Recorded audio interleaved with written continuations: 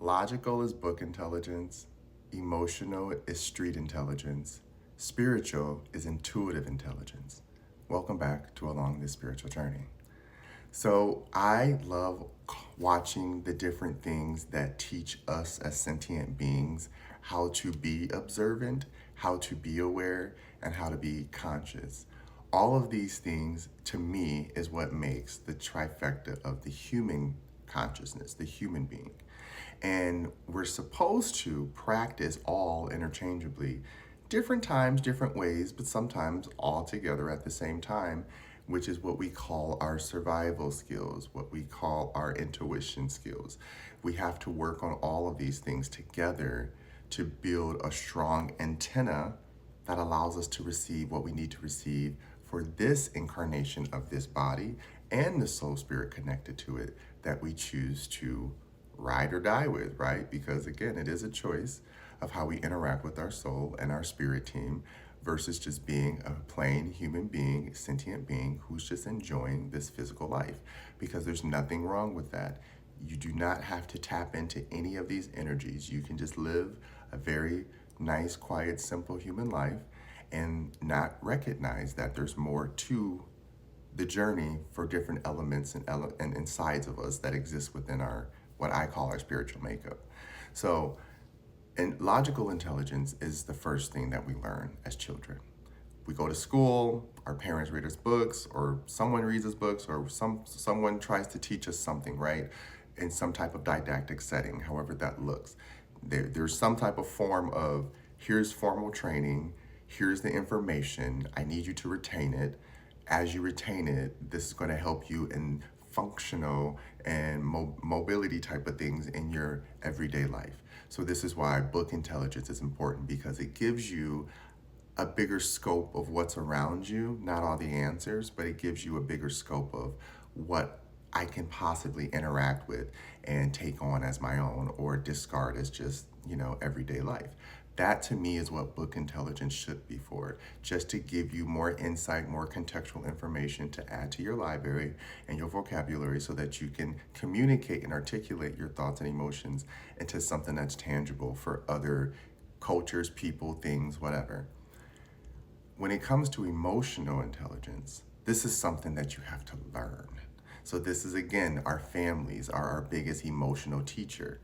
The world is our biggest logical teacher, but our families are our biggest emotional teacher, which is why I always tell people, I don't care how many degrees you have, how you were raised at home is going to dictate how you act in the world, period. It's going to dictate how you act in relationships, period. So I am not going to argue with anybody's education or background.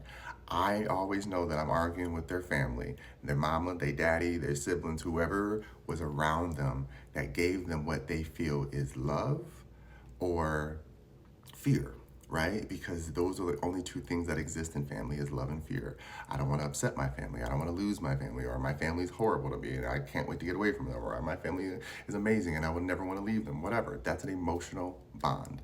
And it's an emotional intelligence that teaches you how to then go out and interact with other species and other subcultures of your own species so that you know how to talk to people and network. Because again, we are networking creatures. Every single animal that I've seen that mostly is a herd or flock or whatever, that is an emotional connection. Yes, they have strategy and a plan and they can fly and do different things in sequence, but we as humans do the same thing.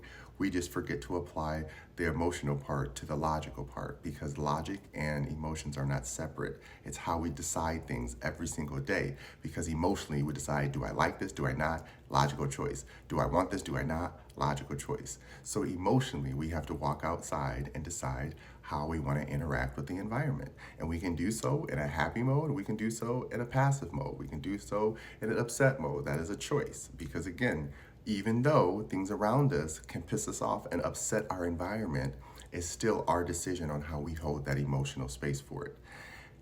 I know there's deeper things that happen to people that are unforgivable, but it's still a part of the human journey. And I can't tell you how to clear that space, and I can't say that I don't empathize with you for something you've been through that was horrific, and I'm sorry that that happened to you. There's still the point of understanding that emotionally, for you to function, you have to find logic and ways to heal that past because it's going to carry forth wherever you go. This is where spiritual intelligence comes into play, your intuition. When your gut feeling can override everything. You could have read every book, you could have went to every seminar, you could have participated in everything, and you know that thing like the back of your hand. And then you get put in that moment and you freeze emotionally because you feel, am I good enough? Can I do it? No one's ever supported me. I don't know. And in your mind, you're like, you know how to do this. You just did all of this. You just read all of it. I watched you do it easily. Don't matter. If them emotions decide that they ain't gonna work, they not working. So this is why you have to remember, logical intelligence does not mean that someone is in emotionally intelligent space to work through their fears and work through their hardships of the past, because emotions are always tethered to the past. They can be tethered to the emotion, but what we know of how we feel is based on what the past gave us. So that's why emotions are important to utilize in this spiritual and physical world. But when you get to the spiritual side of it, it's more about being able to forgive energy and understand to have the intuitive space to let that thing be what it needs to be in its own space, as long as it's not in my space, right? Because for me, spiritual intelligence is like, I have the know-how to know this is not going to end well. They are participating in this thing that they don't know it's not going to end well, but because they're taught logic or taught emotional, which is, I'm going to argue every single thing because you said it wrong and didn't use the correct context and you didn't use the correct theology and the word, the history. Great. Yeah, this person, I don't care. I feel how I feel. And as long as I feel how I feel, that's the only thing that's important. That's the only thing that matters. And because how I feel is the only thing that matters. Okay, well, now you're going to just keep doing this. Spirituality and intuitiveness says, no one's going to win being broken.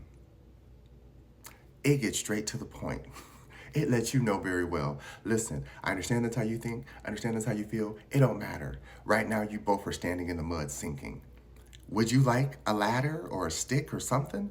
Oh yeah, thank you. You helped pull us out of that.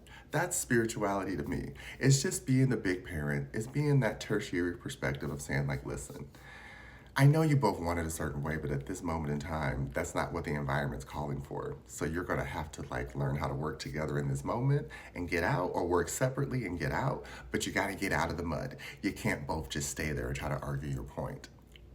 Politics. You're both in the mud. I don't know what you're arguing about. So at the end of the day, to me, it's always about remembering these levels of self. There's logical intelligence. That is for a functional day. That is just for knowing that we got to wake up, we have a routine, brush our teeth, do this, stretch, blah, blah, blah, blah. Emotional intelligence. How am I feeling today? Did I give myself enough rest? Give myself enough time? Do I feel good entering this thing? Do I need to postpone it? Right. Spiritual intelligence. Okay. I did A to B, got everything done. Great, okay, I feel good about it. That's awesome. But I also know that I need to make sure that I don't forget who I am when I'm doing this thing that I really love, but I don't want to get lost in the sauce.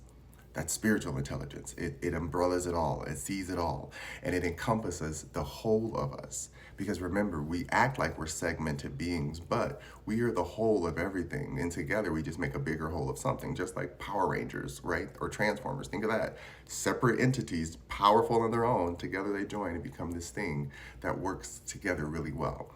So this is why I say you have to know how to utilize all parts of yourself, all parts of intelligence. Because I've talked about this before. There's smarts and there's intelligence. Smarts will always be adaptability, but there's no thinking through it. You didn't do anything to learn it. You're just being adaptable, and you will walk off the cliff with the rest of the sheep. Intelligence is understanding how to conceptualize it, break it down, make it make sense, re-put it back together for you, and implement it into your life. And if someone new comes along, you can break it down and make it fit for them to conceptualize into their life.